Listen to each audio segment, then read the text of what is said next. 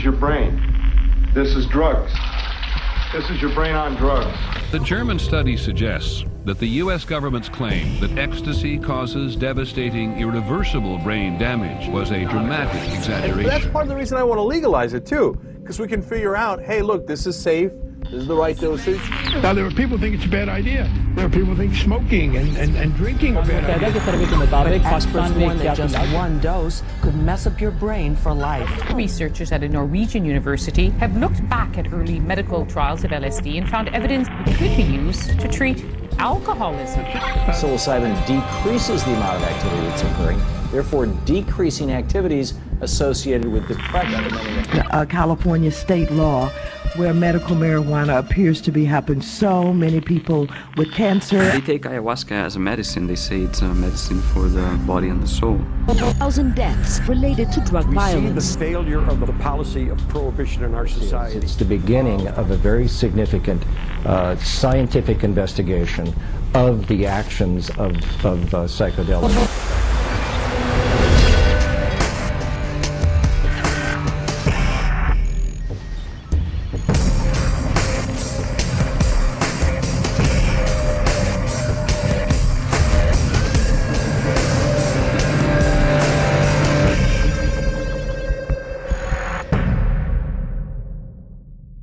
In the popular press, hallucinogens have been portrayed as a recreation, an escape, or a dangerous invitation for abuse.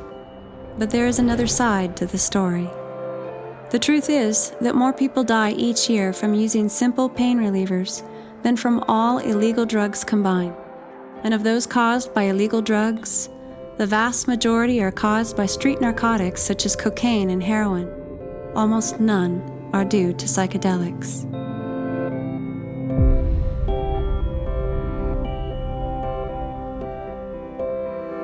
This is a glass of water.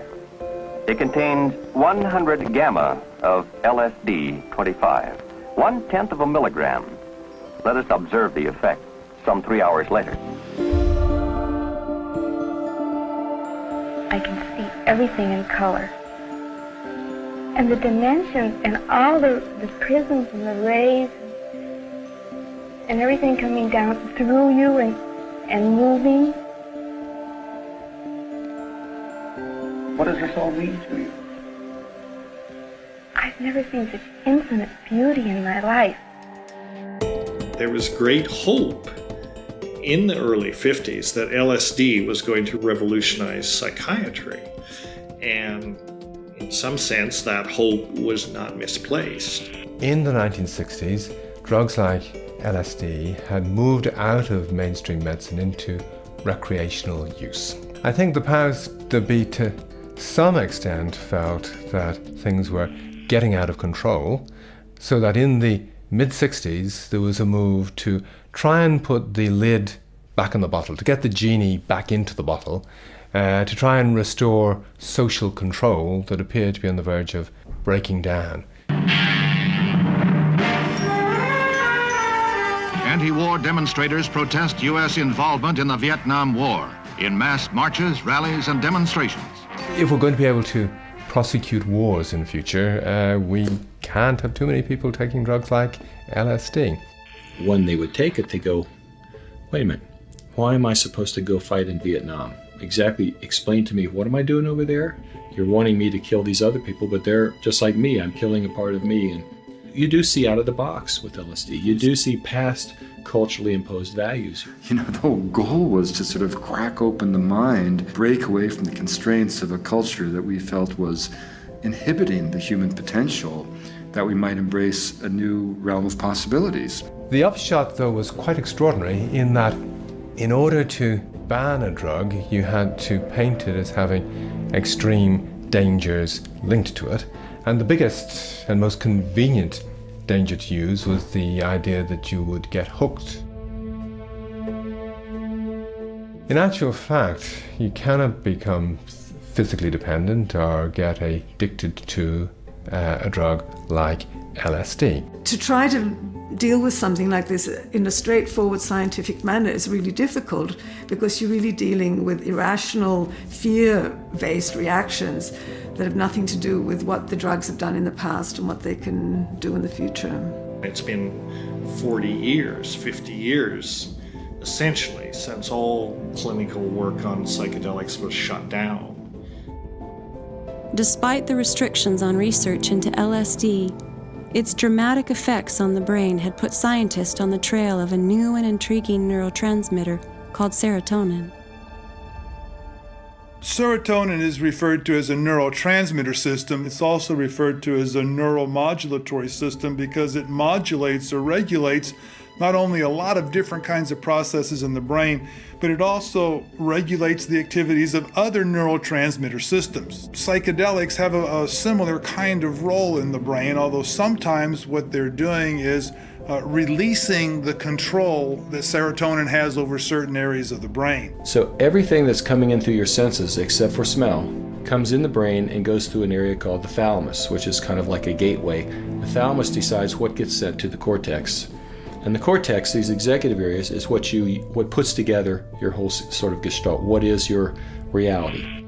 Now, these two parts of the brain, the lower part of the brain that regulates the flow of information and the middle parts of the brain that provide the emotional interpretation of the information, are linked through these serotonin circuits. And so one of the things that these psychedelics do is that they stimulate this serotonergic circuitry that enhances the connections between the emotional brain and this lower behavioral and informational brain.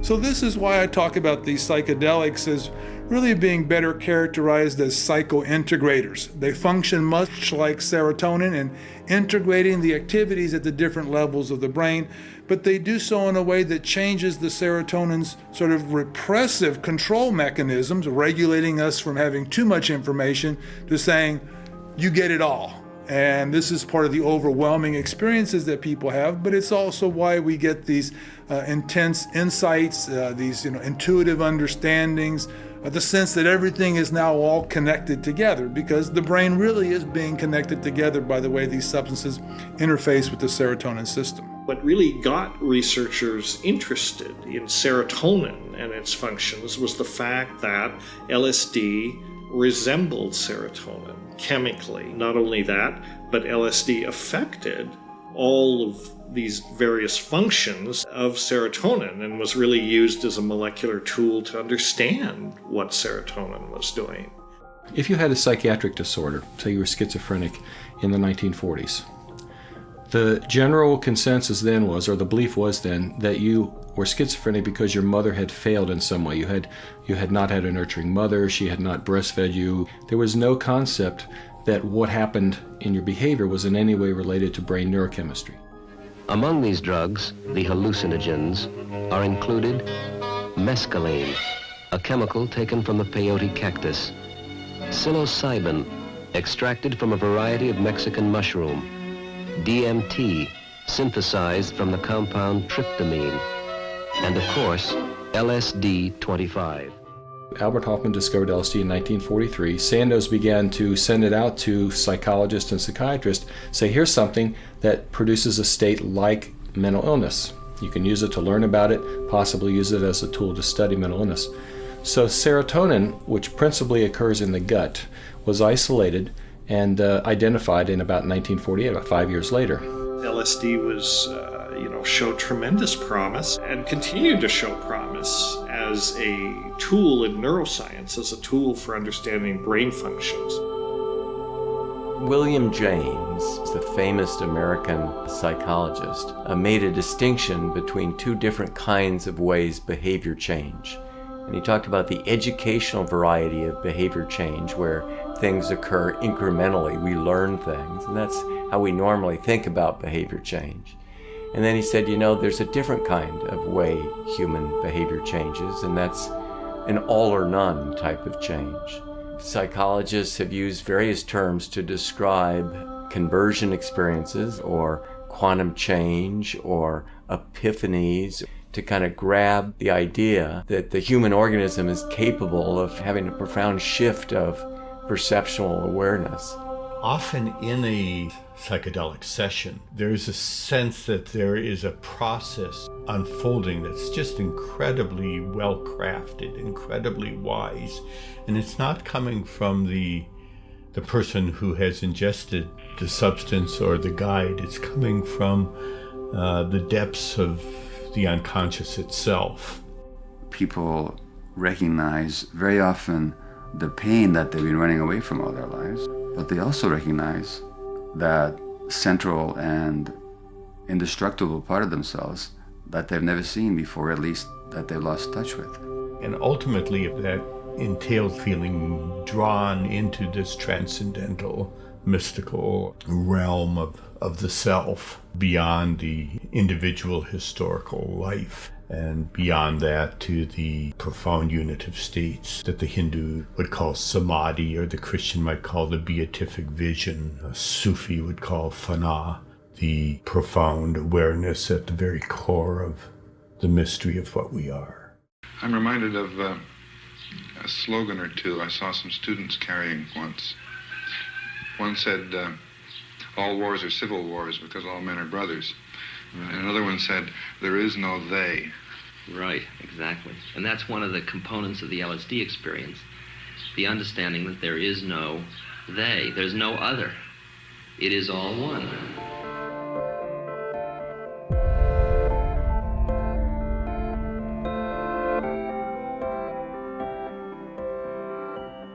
This member of the mushroom family, this fungus, is for the moment known only as X. It was discovered barely weeks ago growing in a remote rainforest. Science has not yet given it a name, for science knows scarcely anything about it. But it is felt that X might have one remarkable quality, that it stimulates extrasensory perception, enabling the mind to become telepathic and clairvoyant. Now that's a rather large claim. Is it true or false? The answer to that question took us on a unique and distant journey. We suddenly found a way to explore a continent that we didn't know existed, and not many other people knew existed either. Just like Marco Polo, in the 14th century, he went with his uncle and his father to China, and then came back and said stories about China, and people said, oh, you're hallucinating, you're crazy, there's no such thing, there's no such place, you made that up, you're fantasizing. He said, no, you could go for yourself. So we suddenly found that there's a ship that can take you to this other continent that you didn't know existed. And there's all these amazing animals and people and trees and plants and mountains and situations going on that you never heard about before, and that, are incredibly interesting, that are all kinds of fascinating relationship to our own selves and give us insights into who we are in a very interesting way, and novel and productive way.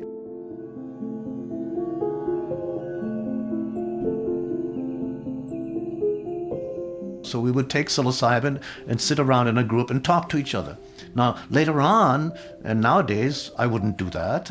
That's not a good way to do it. You might sit in a group and take psilocybin, but you'd stop talking. You see, in psychedelic therapy, you put your eye shades on and listen to music and pay attention to what's coming through from within. Of course, then you do external talk in order to integrate and understand your experience and bring it back translation. That's like you come back from the undiscovered country and then you talk to other people who've also been there and say, well, what did you find, and what did you find? And maybe some people are specialists in the plants, and others in the animals, and others in the people, and the culture, and the geography, and so forth, like that.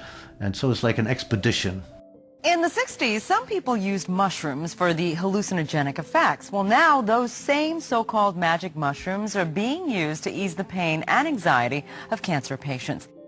I thought that the people that would come to us would be biased. They would have been children of the 60s, they would have done hallucinogens a lot in their youth, and they would have been like groovy hippies or ex-hippies that came to us. That has not been the case of the people we treated so far. Just sort of brave individuals who have enormous amount of distress associated with having cancer, who weren't biased in any way by these drugs. They just were looking to get out of the suffering they were in. When the individual is told that he or she has a limited life expectancy, it is very common to have a great deal of anxiety about the anticipated pain that might occur, and anxiety about the unknown. What does the passage to death signify? There's also often a great deal of apprehension about what will happen to significant others that will be left behind. I was very skeptical at first. I was very worried about taking people who were dying of cancer and who were already anxious and about making them more anxious. I spent a lot of time looking into the safety literature and speaking to the groups at Johns Hopkins and UCLA, and actually hearing some testimonies of former patients and even speaking to some former patients.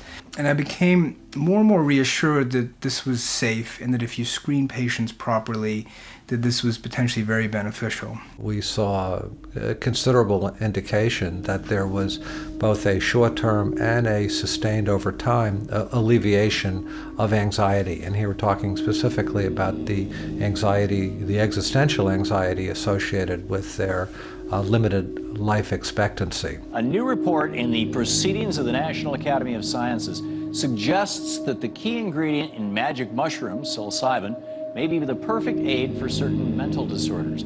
Early research has shown that psilocybin is helpful for terminally ill cancer patients dealing with anxiety and possibly people with severe forms of depression.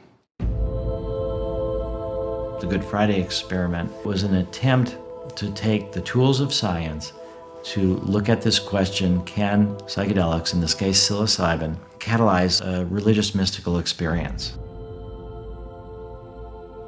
Because these people were divinity students at the time, most of them were ministers after all these years. And many of them reported that they had had non-drug mystical experiences in their life after the Good Friday experiment. And that gave them a point of reference to compare to their drug experience. And these people compared it in a way that it was, again, either identical or very similar to, but they determined in their view that their psilocybin experience was genuinely mystical. The experience that day demonstrated to me the reality of God's presence in all the world and in all experience. If our eyes are opened and we are able to perceive and take that in. And by eyes, I mean our spiritual inner awarenesses. I would say, yeah, it did change my life. When they started talking about what the implications of that experience had been for their life, that's when I started understanding what to me felt like one of the keys to the 1960s, to the cultural revolution of the 60s. They felt that they were motivated to be part of the civil rights movement, the anti-war movement, the women's rights movement, the environmental movement. The hippies in the 60s, I mean, we had a racial bias a lot of places, but the hippies were black and white and yellow and every other color because those barriers came down in people who took psychedelics. Those cultural barriers were gone and they could see through that. It was a transparency, and they said, well, he's just like me. She's just like me. We're all part of this thing. And if they had mystical experiences, it was even more profound because they realized everything is all part. Everything is all one. When you have this unitive mystical experience, because it's unitive, you identify with people that you might normally not. So that there's a deeper part of ourselves, deeper than our country, deeper than our nationality, deeper than our religion, deeper than our gender, deeper than our skin color, deeper than our sexual orientation, that there's this core element that binds us together. A hallmark feature to the mystical experience is one in which there's just a sense of the interconnectedness of all people and things, a sense that all is one. And that experience is accompanied by this noetic sense that the experience at its core is more real and more true than everyday waking consciousness. Lucid dreaming is you're dreaming, but you're conscious that you are dreaming. So suddenly you're having a dream and you go, I'm having a dream. And you're aware that you're having a dream within the dream. Psychedelics have been suggested to produce an effect like that. And if you look at the electrical state of the brain in a waking normal person, and you see a lot of activity in the frontal cortex, because that's where all the information is coming in to be processed. So when people take a psychedelic and have that mystical transcendent experience, The brain is still functioning and conscious, but it's getting no data from your feeling, touch, the body. The body's gone. So now you just have this basically pure consciousness. So what happens then? Yeah, I don't know. I think it's incredibly interesting. We still don't know. And these drugs are the tools that will enable us to figure it out. We've asked the question, where does it work in the brain to produce its effects? And how do the changes it produces in the brain lead to these remarkable experiences, both of alterations in sensation, but also alterations in feeling and emotion and the sense of being more at one with the universe. And what we found was completely surprising and exactly the opposite of what we predicted, because we found that psilocybin turned off blood flow in key parts of the brain, such as the prefrontal cortex, such as the posterior cortex, and the thalamus. And when you look at those parts of the brain, you realize that they actually are the parts of the brain which control and integrate the way in which the brain processes information. They're the kind of gatekeeper regions, the nodes which regulate what you do and how you feel. And by switching those off, we kind of liberate the rest of the brain so that it can do other things. And that's why you get the expansion of consciousness. The core of what we found in our studies in healthy volunteers at Johns Hopkins is that there is this quantum change, if you will, in terms of perception of life and self and attitudes and moods and behavior. Most people are still endorsing that this experience is among the most personally meaningful and spiritually significant experiences of their entire lives. So we can now actually study the mystical experience, or transcendent experience is maybe a better term for it, transpersonal experience, with pharmacological tools, using scientific tools. I think that's a huge accomplishment and a huge sort of break from the way it's always been. We're just relearning how to let it be okay to call these things real, to call these practices real again. Seeing that these kinds of experiences can be occasioned and that they're producing reports of long-lasting attributions of personal meaning and spiritual significance really got my attention. I was diagnosed to have terminal cancer a few months ago, and naturally there's a lot of fear and anger and pain, emotional pain that surrounds something like that. It has allowed me to open up and have communication with my family that I have never been able to have before. This morning, the Drug Enforcement Administration is announcing its intention to place the drug known as MDMA, or by the street name ecstasy, under emergency controls in Schedule 1. There were trials where a DEA administrative law judge heard hours and hours of testimony and made the decision that Schedule 3 made the most sense. It would be a prescription medicine and there would be a lot of restrictions on it, but it would be much, much easier to do clinical research with it. But the DEA did not take its own administrative law judge's recommendation, and they went ahead and put MDMA in Schedule 1. And, what's interesting is MDMA has been in Schedule 1 for 25 years now, and it's, just as easy to get as it's ever been, if not more. I mean, it's become a very popular drug of abuse. Millions of people around the world are taking this drug recreationally. I mean, one thing that you see is that when you're taking sort of a known quantity of a known substance in a medical setting or a therapeutic setting, it's very safe. Because this drug is illegal, when somebody buys ecstasy, they may be getting MDMA or they could be getting any number of chemicals that are not bad for you or horribly bad for you. Because of prohibition, the issue of drug substitution and counterfeit pills and things like that is very much an issue. That's one of the problems with the way drugs are approached in this society. Kids don't learn about using these things in a safe and wise way. When MDMA first came into public awareness, the government officials were calling it another hallucinogenic amphetamine. And I knew a lot about what the structures of hallucinogenic amphetamines look like. And I thought, it doesn't make sense that that's a hallucinogen. My laboratory actually published the first biochemical work on MDMA in 1982, before anyone even called it ecstasy or knew what it was. We showed that it released serotonin. Amphetamines themselves, amphetamine or methamphetamine, release principally a dopamine, a transmitter called dopamine, and also norepinephrine, but also release a certain amount of serotonin. MDMA has mostly its effect on serotonin. It releases serotonin, but also releases norepinephrine and also releases dopamine. So in some respects, it's working like methamphetamine, but the profile is somewhat reversed. MDMA is not a hallucinogen. It really is unique in psychiatry. There's no other drug like it. Because it is this massive serotonin agonist, it basically floods the synapse or floods the brain with serotonin. It's almost like an immediate acting antidepressant or an immediate acting anti-anxiety medicine. They're called anxiolytics. Something that decreases anxiety is an anxiolytic. And in psychiatry, all the anxiolytics are sedating. So there is no immediate acting, non-sedating anxiolytic in psychiatry, but MDMA is an immediate acting, non-sedating anxiolytic. 30, 45 minutes after somebody takes MDMA, most people become very relaxed and happy and content. They're also awake, alert, completely conscious, cognizant of everything that's going on. They have enhanced memory for the experience, and there's also enhanced memory for early repressed traumas.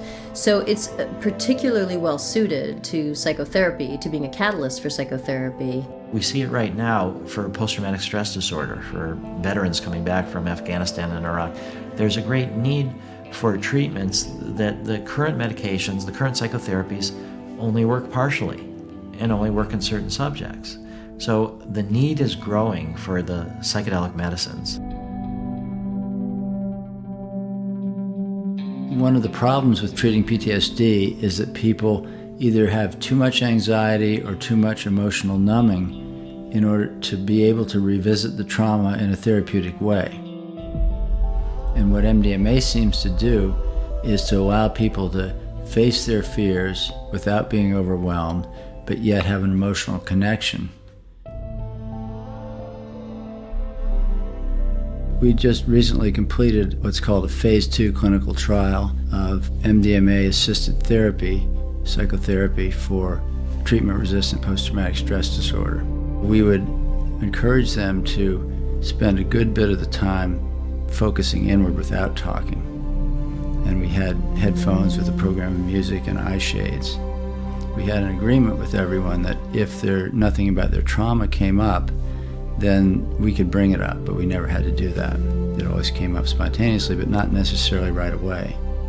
We encourage people to be open to the idea that kind of their own inner healing intelligence would bring whatever experience needed to come. It seems that MDMA helps people stay in that what's called an optimal arousal zone. So one other unique thing about MDMA is that it induces, in most people, this sort of a heart opening and a sense of connectedness and empathy with other people. That may be because it enhances oxytocin release in the brain, a hormone that is involved with bonding. So I suppose in a world where more people were undergoing MDMA-assisted psychotherapy, you would have more people who were happy and relaxed and more trusting of other people and more caring and more empathic. My take on it in general is that it somehow allows access to an experience that is a kind of fundamental, inherent capacity that people have. People seem to have more empathy for others and for themselves. It seems as if it removes the obstacles to accessing that sense of empathy. In the old time, you could go for 10 years for meditation, and then once, if you were lucky on the way, you would realize, that's what Jesus or Buddha meant. Now you can do it in 6 hours in ecstasy. It will not keep, but you get the insight. And if then you are serious, you can start to work with that insight. But first, the door has to open. It would not be the best use of it if people get the idea that the only way you can feel better is to take the drug again. I think that gets into a pattern that's not useful. Psychedelic is a beautiful help to open the door as long you are ready to accept. It is not the solution. It's an interesting compound, and we need to know more about it. We need to understand the risks and benefits. And the only way you're really going to understand it is to do clinical research.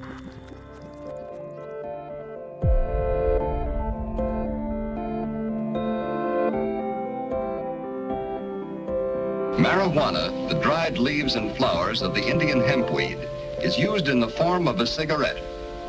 Marijuana smoking, experts point out, can make a helpless addict of its victim within weeks, causing physical and moral ruin and death. Should you ever be confronted with the temptation of taking that first puff of a marijuana cigarette, don't do it. One of the most remarkable aspects about cannabis is that the plant itself contains hundreds and hundreds of different compounds, many of which are likely to have therapeutic value. Now, mostly we focus on THC, which is of course the component of cannabis that makes you stoned. But there's another very important component called cannabidiol. But cannabidiol itself is also a relaxant drug. It's recently been shown to reduce anxiety. It may also promote sleep. Early man began to use psychoactive potions. In the cave paintings, you can see the signs of an altered state of consciousness. Initially, of course, ancient people didn't have any understanding of things like THC, chemical molecules, these types of things, their effects on the brain. And the effects of plants like cannabis, opium, coca, mushrooms, cacti were all generally seen as magical effects that came to them through the gods. So cannabis has a very broad range of actions, and it's been around for 4,000 years, so it's not surprising that its utility has been widely experienced and widely tested. It was very popular with Queen Victoria in England in the 1800s. She used it to treat period pains. She used it to treat the pain of childbirth. And in fact, it was a legal medicine in Britain until 1971. And then when young people started using it, it was banned. I certainly think we have made mistakes in penalizing people for medicinal use. We saw some cases that were absolutely ludicrous, people who were raising it for those purposes, who've been directed to use it. So I think we should open up this whole can of worms. And I would hope that the Justice Department could work with this committee and work with members of Congress and other advocates as to how better to assess the use of marijuana. Can they come up with even one positive thing as a result of prohibition of marijuana? And if they start saying, oh, it's to keep the drugs away from our children, they're wrong. It's easier for our young people to get marijuana than alcohol. If they're going to say, well, we're going to reduce violence, we're going to perpetuate the rule of law, they're wrong. It's doing the absolute opposite. 60% of all of the drug cartels' profits in Mexico come from the sale of marijuana, with all of the drug-related violence that goes down there. It isn't the drugs that are causing the harm, it's the drug money. The federal government officials say this all the time. There's no study showing that marijuana is an effective medicine, and you know something? They're right. However, it's beyond hypocrisy for them because it's the federal government that controls the marijuana, and numbers of reputable groups, the Centers for Disease Control, the University of California, and others have requested to conduct the studies, and they've been deprived of that authorization. So there's no research because the government hasn't allowed the research? The government affirmatively does not allow this research to take place, and then they sanctimoniously say, well, there's no research that shows it. It's beyond hypocrisy. I view it as chutzpah. Cannabis is less harmful to the health than alcohol or tobacco. And therefore, it is completely out of order that it should be in this high prohibited category. Tobacco, to the best of my knowledge, is the only substance that we sell in the United States that, when used as directed, causes death. Right, absolutely. Shouldn't we be incorporating tobacco into our drug policies? No, certainly. And that argues more and more for it being a public health issue rather than a criminal issue. I think the ultimate threat of these substances when it comes to modern society is their ability to break consensus trance and throw people into looking at things in a novel new way. Society went through a massive upheaval. There was a sexual revolution. People started protesting wars. And the government themselves directly saw a relation between this and drug use, particularly cannabis use.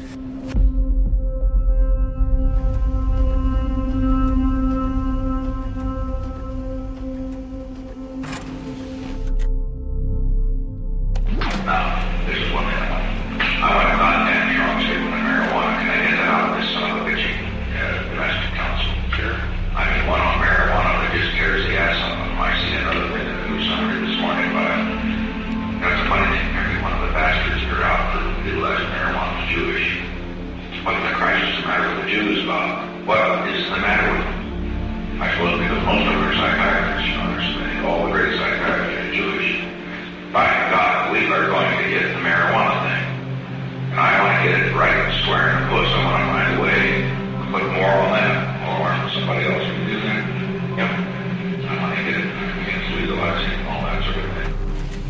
We must wage what I have called total war against public enemy number one in the United States, the problem of dangerous drugs. Drugs are menacing our society. They're threatening our values and undercutting our institutions. Ronald Reagan, for instance, and his son Ronald Reagan Jr. in an interview when questioned about his mother Nancy's Just Say No campaign and his father's support for the war on drugs, said in relation to marijuana, it's not marijuana, the mildly mind-altering substance. It's marijuana, the antithesis of the state. At the time, I had no reason to believe that there was anything sinister going on. This estate looks like a nice place to raise a family, but this seemingly safe suburb was hiding a dangerous secret. Police finding 5 cannabis grow houses on 2 neighbouring streets. I'm a bit scared. Chelsea and her family live in the area, but are now moving out solely because of the drug raid. I've got rental agreements. I'm going to find another place to live.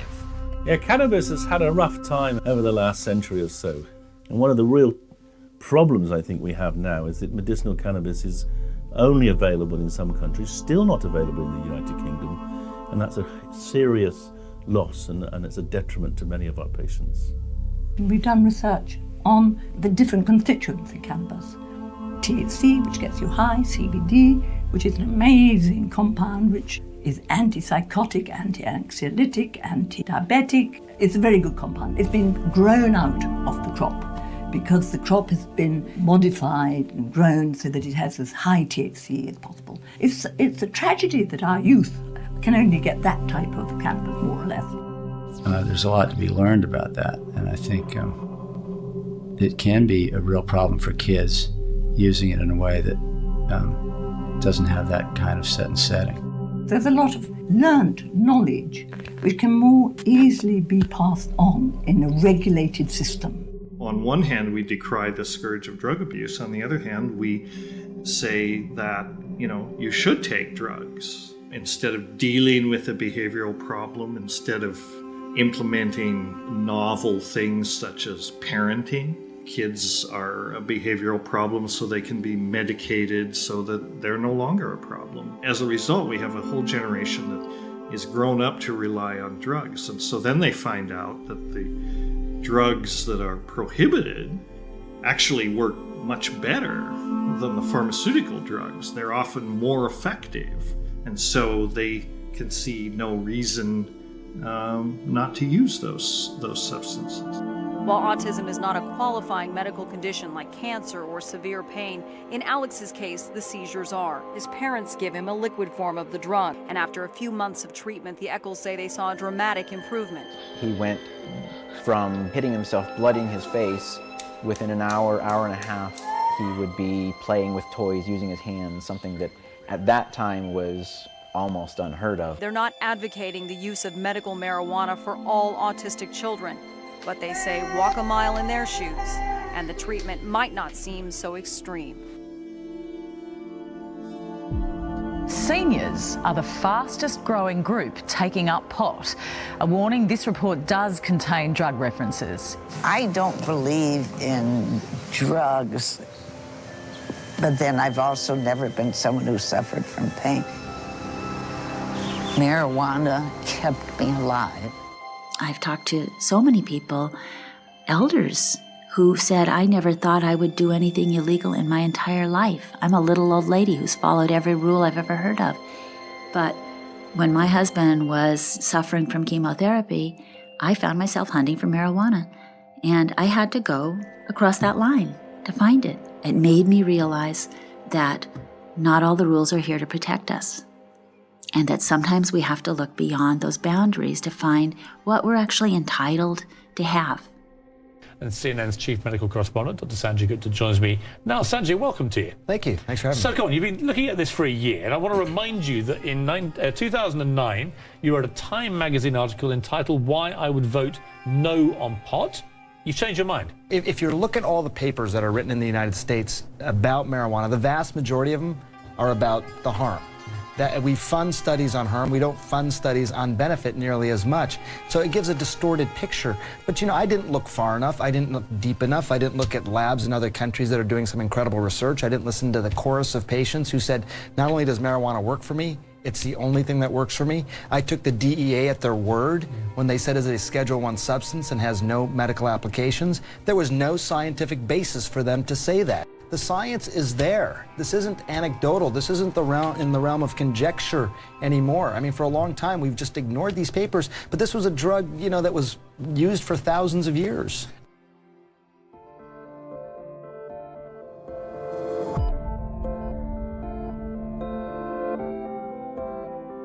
Ayahuasca and yahe are Indian words for Banisteria caapi. The literal meaning of ayahuasca is vine of the soul. This powerful hallucinogen has been credited with the ability to transport human beings to realms of consciousness where telepathy and clairvoyance are commonplace. The ayahuasca ritual is about to begin. What I was into was looking at how Amazonian Indians think about their resources and use them to be able to argue against the World Bank and other international development agencies that were enacting these big deforestation projects that would take land away from people. This was about human rights and ecological destruction and trying to make the world a better place. Gracias a la tierra que nos permitió sentar y que este mensaje llegue hasta los confines de la tierra. So I had a vested interest in showing that these people were rational, but the problem was, when asked, they said that their knowledge about the plants came from the hallucinations of their shamans.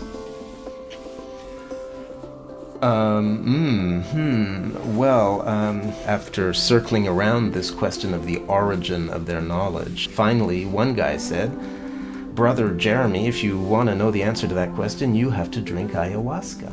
He said it's a television of the forest and you can see images and learn things. So, I decided to check it out.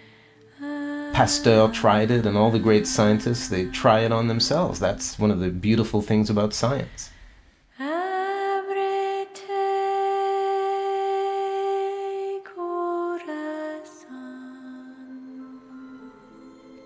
It's not such a radical proposition to see plants as being teachers. In fact, it's only the alienation of Western science from our roots that creates that apparent split.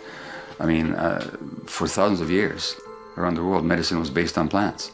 These psychoactive chemicals, in some way, are a co-evolutionary mechanism, a way that, and here's where we get away from science and into speculation, but a co-evolutionary mechanism by which the community of species, or at least the community of sentient species, has evolved to talk to this primate, if you want to put it that way, a way to share the gnosis, to share the knowledge. A famous botanist once said, plants have substituted biosynthesis for behavior.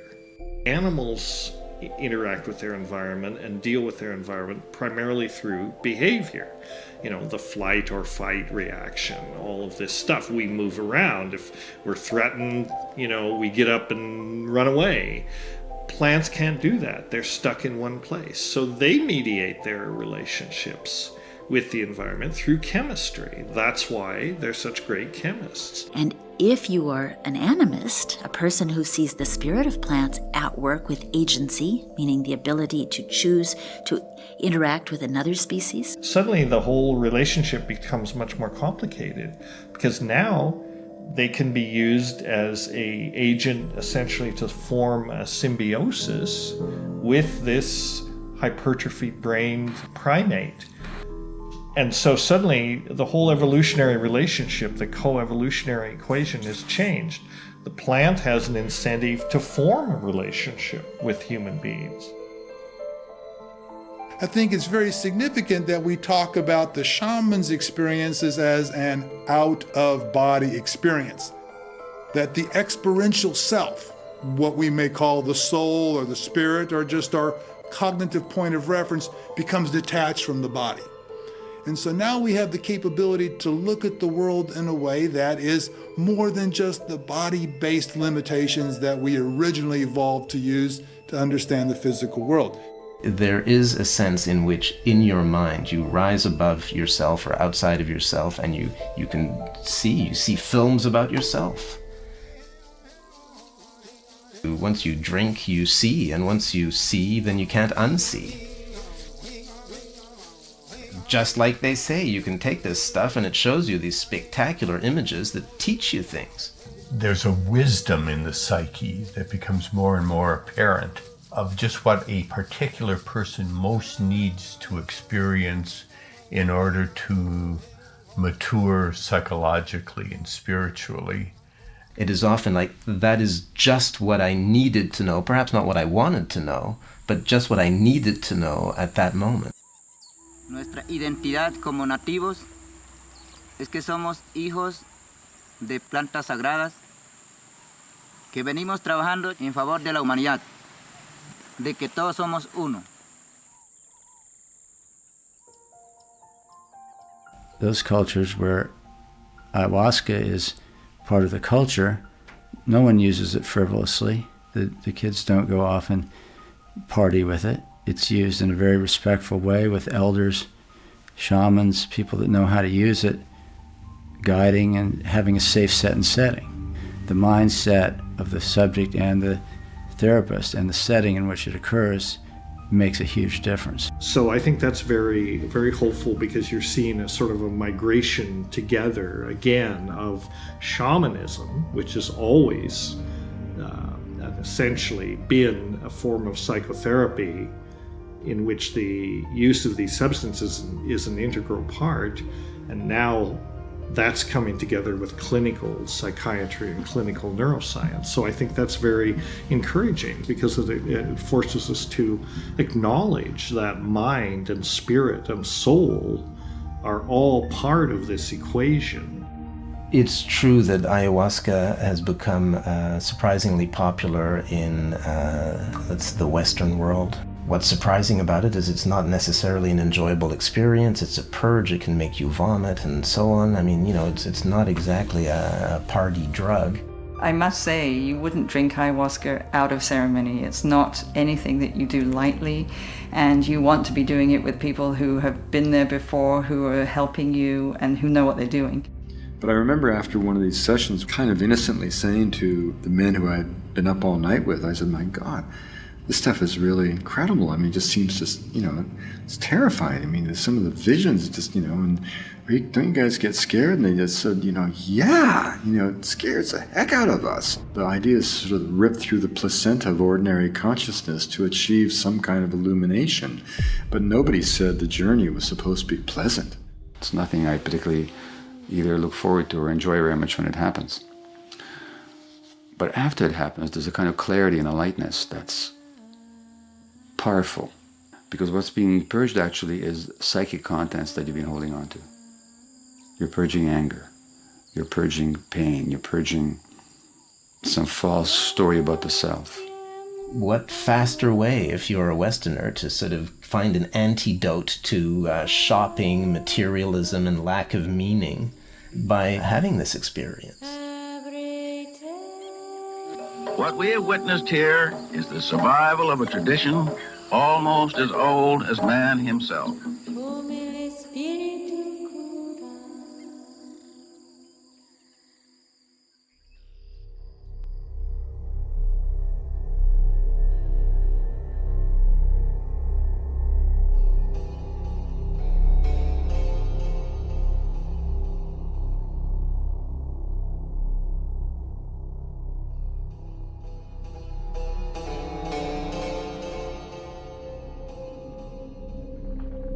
What we had done, Lieutenant, was to establish definitely, for the first time, through careful experiments, that man at present is using only a fraction of his brain capacity, especially in the field of awareness, and that certain drugs are powerful devices for expanding this awareness toward its real possibilities. Brother and sister, together we'll make it through. Oh, yeah. Someday a spirit will take you and guide you there.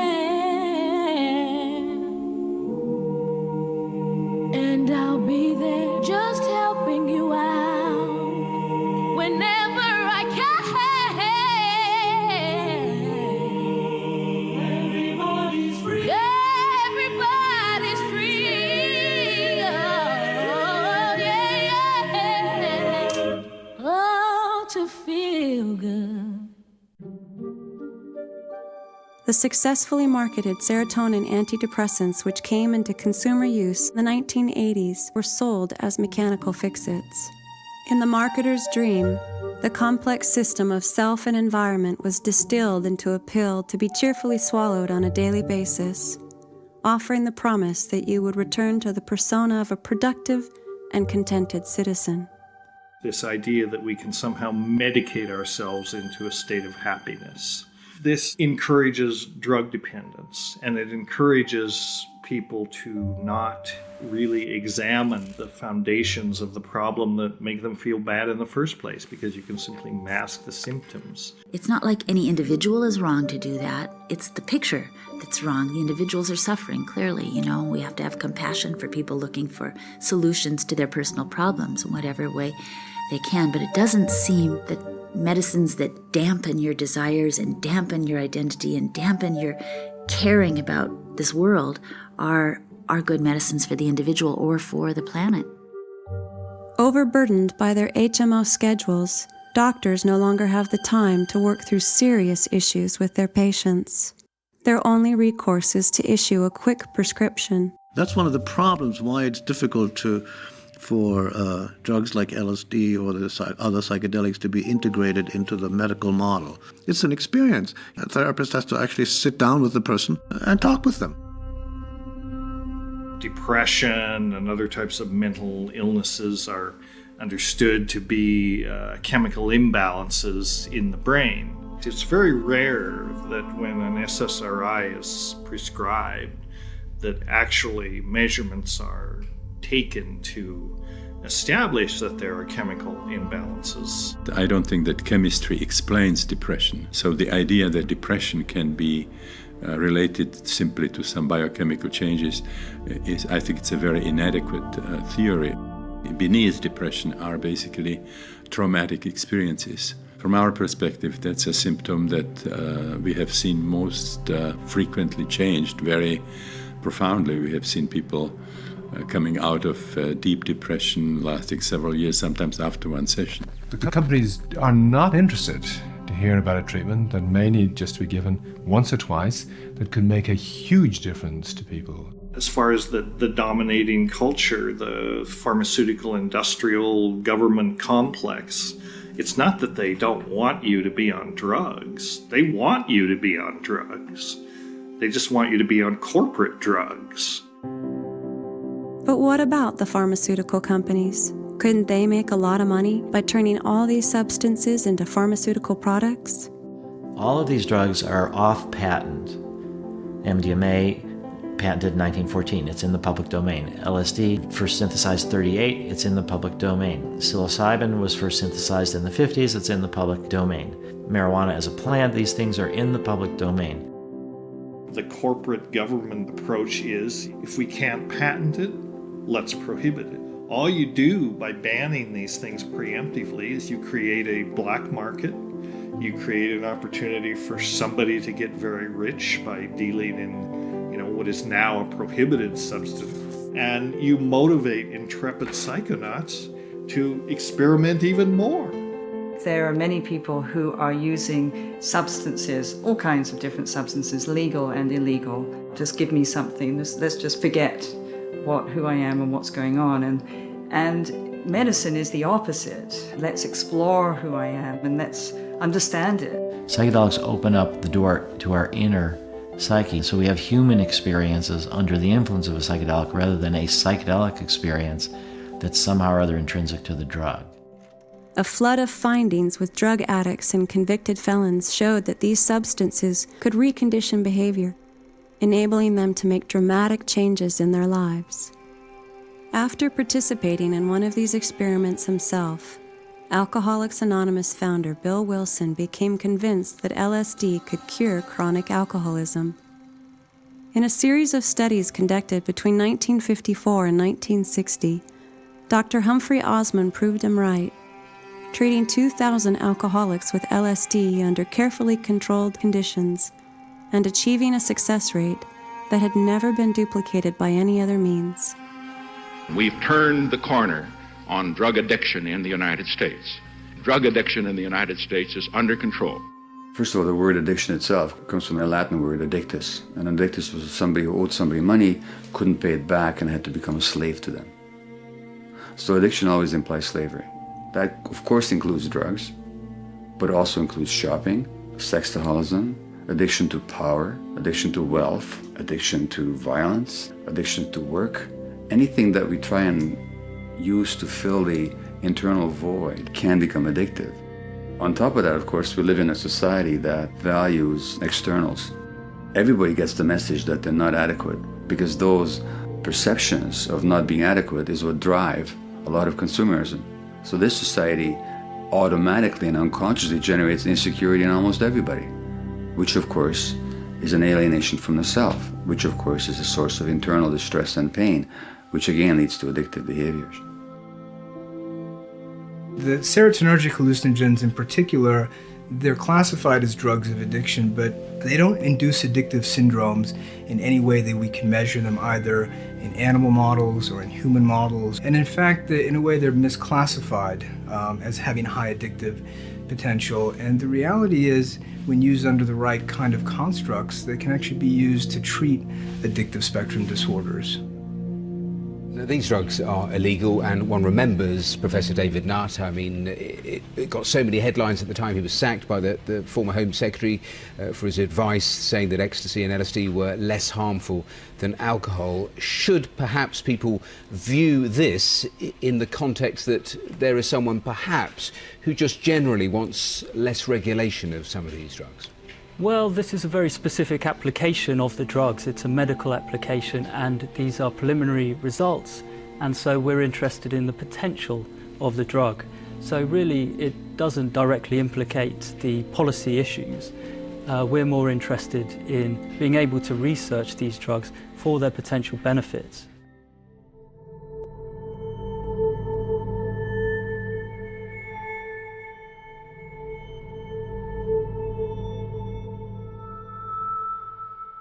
No theory of neuroscience, no theory of the brain and how the brain is related to consciousness will ever be complete if it doesn't take these phenomena into account. I went to London a couple of years ago where there were some psychiatrists really trying to open up, just even looking at what the old research with LSD has shown, what the old and current research on MDMA has shown, and they're just trying at that level. No one's doing any research, they're just trying to reintroduce the fact that these drugs were used, had great therapeutic results, and for some reason the whole thing was shut down and squashed. For various complicated and misplaced reasons, these substances, which historically have always been totally sacred, at the center of the cultural evolution of man, they've been shoved in the bag of illegality. The powers that be have held that these things should not be allowed. They're still illegal generally, not all of them, but many of them.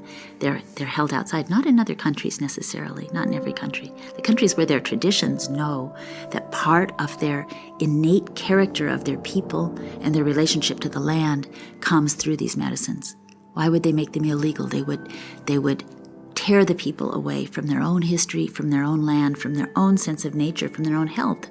Our decisions that our governments make about the applicability of these substances for the treatment of very important medical problems are not based upon scientific evidence. They're based upon a prohibitionist attitude that says these are dangerous drugs without any medical uses whatsoever, in spite of the fact that we have evidence that these substances have been used for medical purposes for tens of thousands of years. But because of government regulations, we're denying major aspects of our population access to medicines that they dearly need.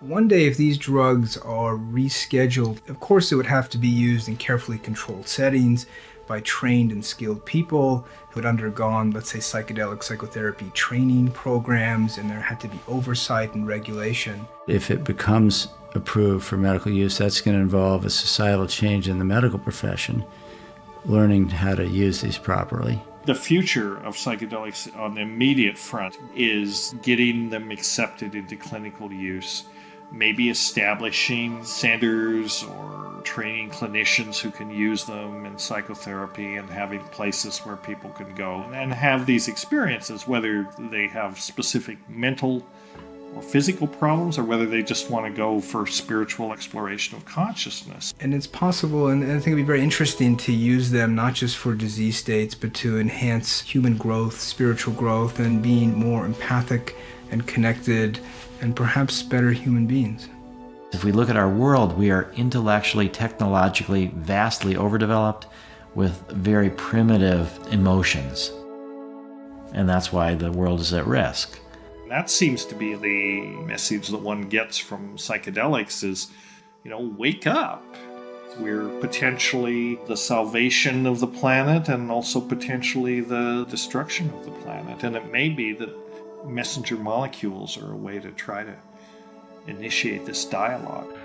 Well, I think the people who would benefit most of all are professors. And this, I think it would be extremely good for almost anybody with fixed ideas and with a great certainty about what's what, and to realize that the world he has constructed is by no means the only world, that there are these extraordinary other types of universe which we may inhabit and which we should be very grateful for inhabiting, I think. Psychedelics, they help people become aware of the multidimensional nature of the universe and of themselves. We're talking about transformation at every level: physical, emotional, mental, spiritual. This rediscovery of the scientific study of psychedelics is opening the door to the study of many aspects of spirit. And I think science will be much richer for it. In order to use these medicines, you have to be rebel enough against a taboo to look at the taboo. And the whole nature of a taboo is that it's an area of culture where we're told, don't look there, it's not good to even look there. We have no real clear idea of all the different people that have been influenced by psychedelics. Kary Mullis, who invented polymerase chain reaction, for which he won the Nobel Prize. Steve Jobs has written in his autobiography about how LSD was one of the most important experiences of his life. Psychedelics have catalyzed in many people a creative process that has led them to make major, profound discoveries that have changed the face of the world. There always seems to be one ingredient in the recipe of social change that our generation has tried to expunge from the record, and that's the fact that millions of us lay prostrate before the gates of awe, having taken some psychedelic substance. And critics would always say, don't take these drugs because they're going to change your life forever. What they didn't understand is that was the entire point. I think it's unwise to be so scared of the possible risks of these drugs, which there are possible risks. There's risks in anything. I mean, there's risks in driving a car, there's risks in crossing a street. But to be so scared of them as to make them illegal and accessible to anyone and not even want to research them or not even want to think about them, why would we do that? Are we so sure that we can solve all the problems that confront us that we want to throw away a possible tool that can expand consciousness, that could possibly, give us some more insights and some more possibilities of how to resolve the difficulties that we're facing? I think not. We had this conflict in the 60s when psychedelics went wrong. What I think is even deeper is when psychedelics go right, not only would these drugs have the potential to be useful in psychotherapy, they had the potential to be useful in the evolution of the human species, and that they could make a major contribution to the survival of the planet.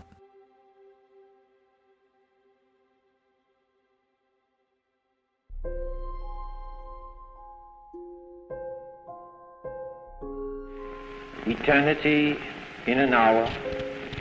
It's almost impossible, of course, as all the patients say, to describe it. There are the colors and the beauties, the designs, the beautiful way things appear. People themselves, dull people that I thought dull, appear fascinating, interesting, mysterious, wonderful. But that's only the beginning. Suddenly you notice that there aren't these separations. That we're not on a separate island shouting across to somebody else and trying to hear what they're saying and misunderstanding them. There's things flowing underneath. We're parts of a single continent. It meets underneath the water. And with that goes such delight. the sober certainty of waking bliss.